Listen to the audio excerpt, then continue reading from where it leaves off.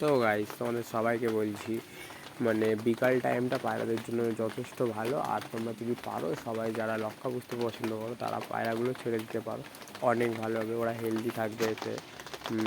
আর কি বললো, মানে আমাদের এখানে আবহাওয়াটা এত বাজে, এখন তো ছাড়তেই পারছি না। তোমরা অবশ্যই কমেন্ট করে জানিয়ে যে তোমাদের ওখানে আবহাওয়াটা কেমন চলছে।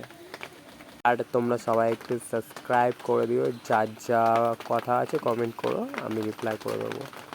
আর একটু লাইক করে দিও।